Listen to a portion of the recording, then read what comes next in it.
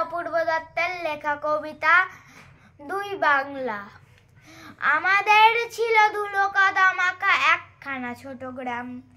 আমাদের ছিল কাল বৈশাখী, লিচু আর কালো জাম। আমাদের ছিল একখানা নদী, তার পাশে স্কুল।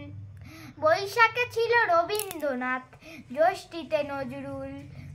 রবীন্দ্রনাথ পৃথিবীর কবি, নেই তাতে সংশয়। নজরুল নিয়ে তবু কেন আজও এত বিভ্রম হয়? কেউ বলে তিনি এপারের কবি, ওপারের বলে কেউ। এপার ওপার তার কাছে এক, ফেরান না কেউ। কেউ বলে তিনি বিদ্রোহী কবি, কেউ বলে কবি ধর্মের। সাম্যবাদের পুরোহিত তিনি, মানুষের যত কর্মের।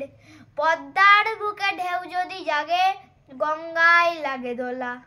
মন্দিরই বলো মসজিদই বলো, তার কাছে সবই খোলা। এপারেও তিনি ওপারেও তিনি, মাঝখানে তার কাটা। একসাথে তাকে প্রণাম জানাতে বাড়িয়ে রয়েছি পাটা।